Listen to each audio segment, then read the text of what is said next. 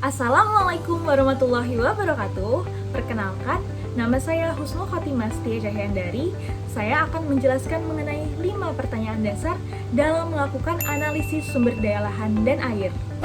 Pertanyaan pertama yaitu, apa yang dimaksud dengan analisis sumber daya lahan dan air? Analisis sumber daya lahan adalah kegiatan untuk menilai kesesuaian suatu lahan untuk penggunaan lahan tertentu dengan mempertimbangkan kemampuan lahannya. Sedangkan analisis sumber daya air adalah kegiatan untuk menilai keseimbangan antara kebutuhan air dengan ketersediaan air dalam bentuk neraca air.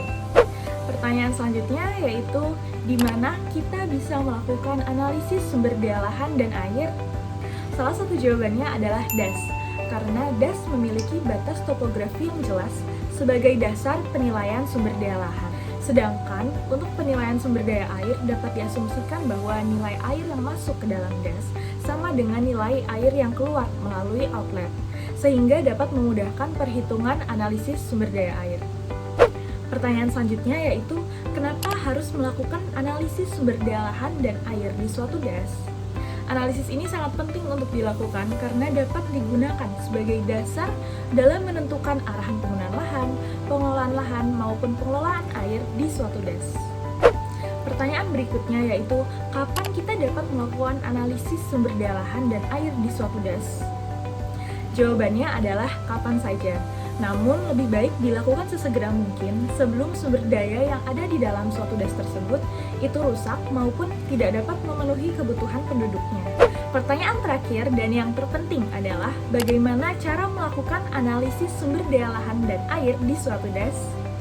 Yang pertama, untuk analisis sumber daya lahan dapat dilakukan dengan penilaian kemampuan lahan dan kesesuaian lahan pertanian maupun non-pertanian berdasarkan elemen bentuk lahan yang ada di dalam DAS. Selanjutnya, penilaian tersebut dapat digunakan sebagai dasar untuk menentukan arahan penggunaan lahan. Yang kedua, untuk analisis sumber daya air dapat dibagi menjadi 3 tahap. Tahap pertama yaitu menghitung ketersediaan air berdasarkan volume hujan yang jatuh menjadi air permukaan maupun air tanah. Tahap kedua yaitu menghitung kebutuhan air berdasarkan kebutuhan air domestik, pertanian, peternakan, perikanan, dan lain sebagainya. Tahap yang ketiga atau yang terakhir yaitu hasil perhitungan yang telah dilakukan sebelumnya akan dibandingkan dalam bentuk neraca air. Salah satunya adalah indeks pemakaian air. Indeks pemakaian air menunjukkan apakah kebutuhan air di dalam DAS tersebut dapat terpenuhi oleh ketersediaannya atau tidak. Sekian penjelasan dari saya, kurang lebihnya mohon maaf. Wassalamualaikum warahmatullahi wabarakatuh.